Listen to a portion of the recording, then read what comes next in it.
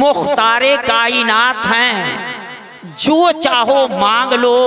अब मेरे नबी हयात हैं, जो चाहो मांग लो।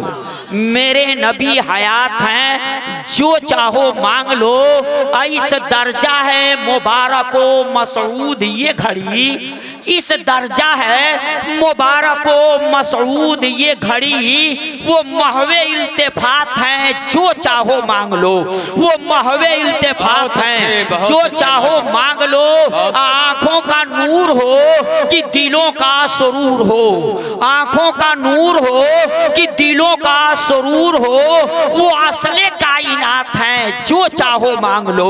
वो असले कायनात हैं, जो चाहो मांग लो। हसरात ये सामने वाले चंद लोग तो बताए कि गलत जगह पे दुकान नहीं खोले हो, मगर ज्यादा लोगों को देख के मुझको यही लगा कि मैंने गलत जगह पे दुकान खोल दी है, जहां इस माल के चाहने वाले नहीं, इस माल की कद्र करने वाले नहीं, इसकी कीमत समझने वाले नहीं। मगर ये ना समझिएगा कि मैं उससे परेशान हो जाऊंगा, परेशान नहीं होता।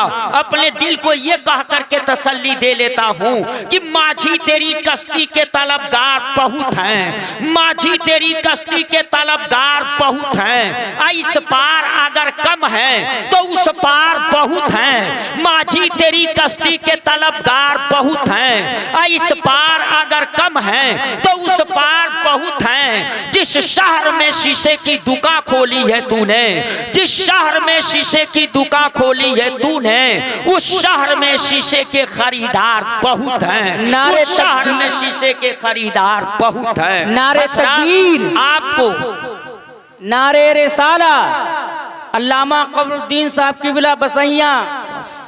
देखिए दौरान तकरीर कभी नारा लगे तो बड़ा मुख्तसर, वरना रब्त टूट जाता है, मसा उससे किरकिरा हो जाता है। कुछ लोग कहते हैं बार बार नारा लगाओ, बार बार सुभान अल्लाह कहो ना। मुझको तो दौरान तकरीर अगर नारा लगे तो मुख्तसर, बड़ी लंबा नारा ना हो, वरना रब्त जब्त टूट जाता है। मैं इसका कायल नहीं, हमारी कौम ने बड़ी नारा लगा लिया है, मगर दुनिया समझ गई है कि इसके नारे में दम नहीं, इसका नारा खोखला। कौम बहुत नारा लगा चुकी, और नारा भी किराए वाला लगता है। हमारे जलसों में अक्सर जगह जलसों में देखे होंगे, एक आदमी को माइक पकड़ा दिया गया और उसको इशारा कर दिया गया है 10 मिनट 15 मिनट पे तुम नारा लगाओ।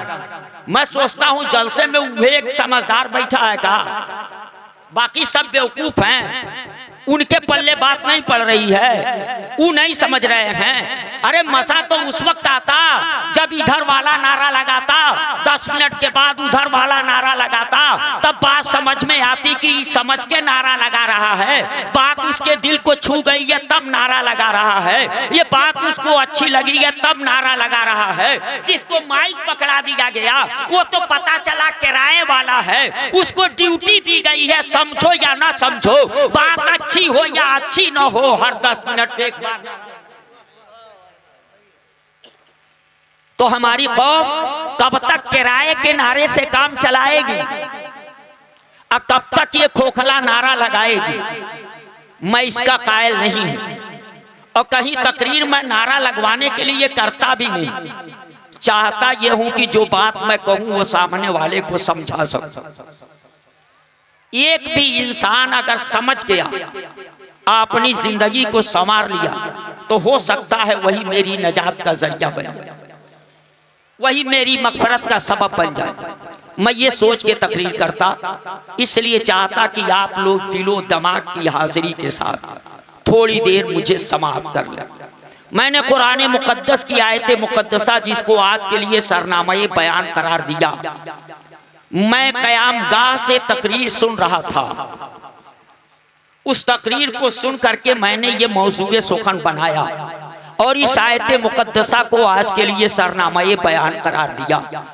दिल के कानों से सुने तो इंशाअल्लाह मेरी बात समझ में आएगी। हम और आप इंसान हैं और सारे इंसानों के बाप हजरत आदम अलैहिस्सलाम हैं। हम सब के बाप हजरत आदम अलैहिस्सलाम को बनाने से पहले परवरदिगारे आलम ने अभी आदम अलैहिस्सलाम को बनाया नहीं, उससे पहले फरिश्तों के बीच में एक ऐलान किया, फरिश्तों के बीच में एक बात को रखा। वो बात क्या रखा? वो मेरे घर से नहीं, किसी नाविल किसी उपन्यास में न देखिएगा, कुरान मुकद्दस में देखिएगा, जिसके एक एक नुक्ते के ऊपर हमारा और आपका ईमान है। उस कुरान के अंदर रब का ये फरमान है, वइज़ क़ाला रब्बुका लिल मलाइकति इन्नी जाइलुन फिल अर्दि खलीफा। याद करो उस वक्त को जब रब्बे कायनात ने फरिश्तों से फरमाया, ऐ फरिश्तों, मैं जमीन पर अपना नायब, अपना खलीफा पैदा करने वाला हूँ, यानी आदम अलैहिस्सलाम को पैदा करने वाला हूँ। रब्बे कायनात ने फरिश्तों के सामने ये बात रखी क्यों? इसकी जरूरत क्या थी? सिर्फ देखना यह था कि फरिश्ते राय क्या दे रहे हैं, मशवरा क्या पेश कर रहे हैं आदम अलैहिस्सलाम की पैदाइश के ताल्लुक से, उनके वजूद में आने के ताल्लुक से ये फरिश्ते अपनी राय क्या रख रहे हैं। जब रब्बे कायनात ने इसे रखा, मैं सोचा परवरदिगारे आलम, तुझे किसी के मशवरे की जरूरत नहीं है, तू किसी के मशवरे का मोहताज नहीं है, फिर फरिश्तों के सामने इस बात को रखा क्यों? तो जवाब मिला, मुझे पता है मैं मशवरे का मोहताज नहीं हूँ, मगर आदम के बेटे मशवरे के मोहताज हैं। इसलिए आदम की तखलीक के वक्त मैंने ये मशवरा लिया ताकि आदम के बेटों को पता चल जाए कि जब रब्बे कायनात मेरे बाप की तखलीक से पहले फरिश्तों से मशवरा लिया था, तो हमको भी कोई काम करने से पहले मशवरा लेना चाहिए, डिक्टेटरशिप नहीं चलानी चाहिए, मशवरे के तहत काम करना चाहिए, मशवरा लेकर के काम करना चाहिए। आदम के बेटों को तालीम देनी थी, हमको और आपको ये सबक पढ़ाना था। और रब्बे कायनात ने जब इस बात को रखा तो जानते हैं फरिश्तों ने क्या कहा? कालू अतजालू फिया मन युफ्सिदु फिया व यस्फिकु दिमा।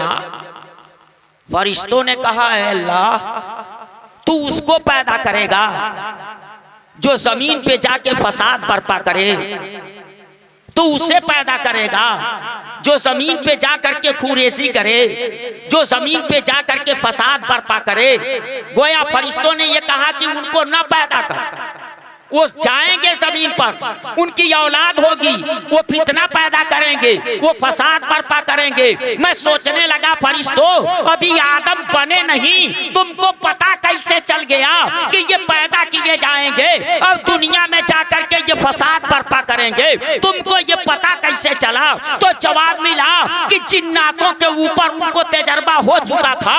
उसी तजर्बे की बुनियाद पे फरिश्तों ने कहा, रब्बे कायनात, क्या तू ऐसे को पैदा करेगा जो जमीन पे जाकर के फसाद बर्पा करें? हम तेरी तस्बीह व तहलील के लिए काफी हैं, उनको तू ना पैदा। गोया उन्होंने ये अपने मशवरा रख दिया फरिश्तों ने। जब ये मशवरे की बात आई, अब फरिश्तों ने हमारे बाप आदम अलैहिस्सलाम की तखलीक से पहले ये कहा कि रब्बे कायनात तू उनको पैदा करेगा जो जमीन पे जाके फसाद बर्पा करेंगे, उनकी औलादें फसाद बर्पा करेंगी। कालू सुबहानका ला इल्म लना इल्ला मा अल्लमतना। ये पूरे मुकद्दस कुरान मुकद्दस को आप खोलिएगा, एक तरफ से ये सारी चीजें आपको वहां मिलती जाएंगी। मुसलमानों, जब फरिश्तों ने इतनी बात कह दी तो रब ने क्या फरमाया? रब्बे कायनात ने फरमाया, काला इन्नी आलमु मा ला तालमून। फरिश्तों, तूने मशवरा तो दे दिया, मगर जो मैं जानता हूं वो तुम नहीं जानते हो। जो मुझे इल्म है वो इल्म तुझे नहीं है, जो मुझे पता है वो तुझे पता नहीं है। और उसके बाद रब्बे कायनात ने इंसानों के बाप आदम अलैहिस्सलाम को बना दिया, पैदा कर दिया। मगर मुसलमानों, पैदा होने से पहले फरिश्तों का एक कमेंट हो चुका था, अंगुली उठ चुकी थी, एक एतराज हो चुका था।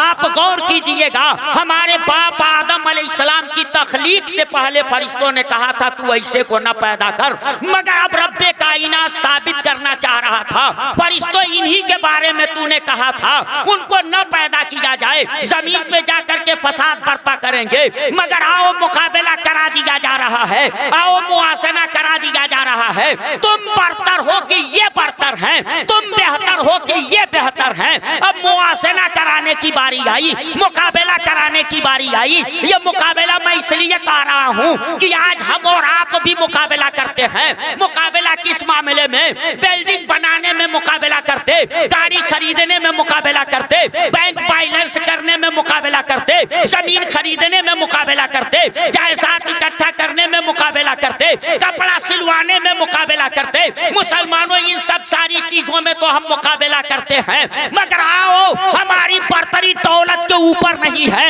हमारी बरतरी का दारो मदार आलीशान बिल्डिंग के ऊपर नहीं है, हमारी बरतरी का दारो मदार जमीन जायदाद के ऊपर नहीं है, हमारी बरतरी का दारो मदार सोने और चांदी के ऊपर नहीं है, हमारी बरतरी का दारो मदार मुसलमानों दुनियावी दौलत के ऊपर नहीं है। रब्बे कायनात ने मुकाबला कराया। देख लो, तुम तो कमेंट किए थे ऐसे को क्यों पैदा करेगा जो जमीन पे जाके फसाद बर्पा करेंगे। मगर मुआसना कराने से पहले रब्बे कायनात ने एक दौलत आदम अलैहिस्सलाम को दी। वो दौलत कौन सी थी? वो अल्लमा आदम अल अस्मा कुल्लहा सुम्मा अरदहुम अलल मलाइका। रब्बे कायनात ने आदम अलैहिस्सलाम को तमाम चीजों के नाम बता दिए, अशिया के नाम बता दिए, यानी उनको इसका इल्म दे दिया। और इसका इल्म जब दिया, इल्म की दौलत अदा कर दी, उसके बाद उन सारी चीजों को फरिश्तों के सामने रखा। और रखने के बाद रब्बे कायनात ने फरिश्तों से फरमाया, बताओ इसको क्या कहते हैं? फरिश्तों बताओ इसे क्या कहते हैं? अब यहाँ मुकाबला कराया जा रहा है। हमारे बाप आदम अलैहिस्सलाम की बरतरी मनवाई जा रही है, मगर मुसलमानों कद और काठी को नहीं पेश किया गया। आदम अलैहिस्सलाम कितने खूबसूरत रहे होंगे। आज लोग कहते हैं उसको देखने से लगता है कश्मीर का रहने वाला। पता चला जमीन के कुछ हिस्से हैं जहाँ के लोग बड़े अच्छे होते हैं, बॉडी अच्छी होती है, रंग उनका अच्छा होता है। लोग कहते हैं ये काबुली पठान लग रहा है। पता चला कुछ इलाके ऐसे हैं जहाँ के लोग खूबसूरत होते हैं। अरे जमीन अच्छी है, लोग खूबसूरत होते तो आदम अलैहिस्सलाम तो जन्नत में पैदा किए गए थे। वो कश्मीर में नहीं पैदा किए गए थे, वो अफगानिस्तान में नहीं पैदा किए गए थे, वो काबुल में नहीं पैदा किए गए थे। आदम अलैहिस्सलाम को तो रब्बे कायनात ने जन्नत में बनाया, वो जन्नत में रह रहे थे। जो जन्नत में पैदा हुआ होगा वो कितना हसीन रहा होगा, वो कितना खूबसूरत रहा होगा। मगर रब्बे कायनात ने उनकी बरतरी मनवाने के लिए फरिश्तों के सामने उनके हुस्न और जमाल को नहीं पेश किया, उनकी कद काठी को नहीं पेश किया, उनकी बॉडी को नहीं पेश किया, उनके रंग रूप को नहीं पेश किया, मुसलमानों दौलत को नहीं पेश किया, शरबत को नहीं पेश किया, सोने चांदी को नहीं पेश किया, उनका कोई दूसरा खजाना नहीं पेश किया। इल्म की दौलत उनको दी और फरिश्तों के सामने अब रखा चीजों को पूछा, बता इसे क्या करूं? फरिश्तों ने उस वक्त क्या कहा? ला इल्म लना इल्ला मा अल्लमतना।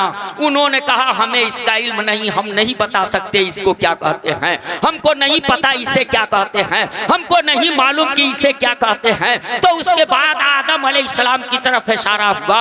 आदम अलैहिस्सलाम ने एक एक चीज का नाम बता दिया। मुसलमानों पता चला आदम अलैहिस्सलाम की बरतरी जो साबित की गई वो इल्म की बुनियाद पे। आदम अलैहिस्सलाम के बेटों को अगर मुकाबला करना है तो इल्म हासिल करें, इल्म तालीम हासिल करें, एजुकेशन हासिल करें और बरतरी का लोहा मनवाएं कि अगर दुनिया की और कौमों के अंदर वकील हैं तो हमारी कौम में भी लोग LLB करेंगे, क्योंकि कौम को वकील की भी जरूरत है, कौम को मुंसब की भी जरूरत है, कौम को काशी की भी जरूरत है, कौम को डॉक्टर की भी जरूरत है, हमारी कौम को इंजीनियर की भी जरूरत है। मैं कहना चाहता अगर उनसे मुकाबला करना है तो बिल्डिंग बना करके उनका मुकाबला न करो, जमीन खरीद करके उनका मुकाबला न करो, गाड़ी खरीद करके उनका मुकाबला न करो, तुम दौलत इकट्ठा करके उनका मुकाबला न करो। अपने बच्चों को तालीम के जेवर से आरास्ता और पैरास्ता कर दो। उनके हाथों में तलवार न पकड़ाओ, खंजर न पकड़ाओ, AK-56 AK-47 न पकड़ाओ, उनके हाथों में वो कलम पकड़ा दो। जो कलम चला दे तो आदमी की जिंदगी बन जाए, आदमी की जिंदगी बेशक बेशक, सुभान अल्लाह सुभान अल्लाह, माशाअल्लाह। अपने बच्चे बच्चियों को पढ़ाने के लिए बरतरी का लोहा आदम अलैहिस्सलाम की बर्तरी जो साबित की गई किसी और दौलत को नहीं दिखला करके, उनके इल्म को दिखला करके। फरिश्ते चुप हो गए, मगर आदम अलैहिस्सलाम ने उन सारी चीजों का नाम बता दिया। इसीलिए शायर कहता है, बदल डाली है अब तो अंदाज़े बयां हमने, बदल डाली है अब तो अंदाज़े बयां हमने, नहीं तो बंद कर दी थी फरिश्तों की जुबान हमने। हम उसी आदम अलैहिस्सलाम की औलाद हैं कि जहां फरिश्तों की जुबान बंद हो गई थी वहां भी आदम अलैहिस्सलाम बोले थे और एक एक का नाम उन्होंने बताया था। हमने अंदाज़े बयान बदल दिया।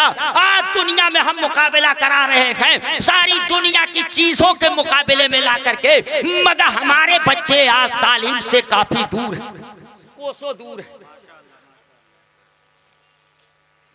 हसरत, हमारे बच्चे तालीम से काफी दूर है।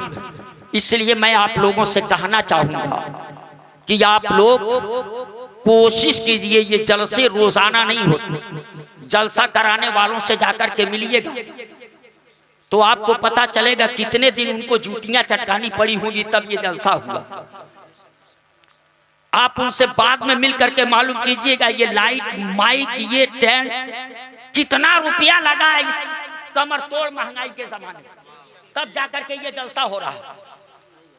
कितनी खरी खोटी सुननी पड़ी होगी जलसा कराने वालों को, तब जाकर के ये जलसा आज वजूद में आया।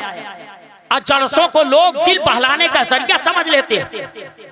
क्या सीख करके जलसों से जाते हो? सिर्फ ये कि जाकर के कहें कि बड़ा शानदार जलसा हुआ था, बड़ी अच्छी तकरीर हुई थी। आपने अपनी किसी कमी को महसूस किया, अपनी कमी को जाना कि ये आपके अंदर कमी है। मैं चाहता हूं जलसे रोजाना नहीं होते, और अगर कभी जलसे होते हैं, कौम के कुछ लोग इकट्ठा होते हैं, तो वहां दिल बहलाने वाली बात नहीं, लच्छेदार लचकदार बातों को कह करके सिर्फ वाह वाह करने वाली और वाह वाह कराने वाली बात न हो। कौम को कोई ऐसी बात दो कि कौम का एक फर्द भी अगर उसे समझ लिया और यहाँ से उठ करके गया तो जाने के बाद उसकी जिंदगी में इनकलाब आ जाए। मुसलमानों, हमारे और आपके बाप आदम अलैहिस्सलाम की बर्तरी का लोहा जो खुदा ने मनवाया था वो इल्म को मुकाबले में रखा था। इसलिए तुम आदम की औलाद हो और यकीनन हो तो तुम्हें भी दुनिया में मुकाबले के लिए और कुछ नहीं पेश करना चाहिए, अपना इल्म पेश करना चाहिए। इसके लिए इल्म हासिल करो,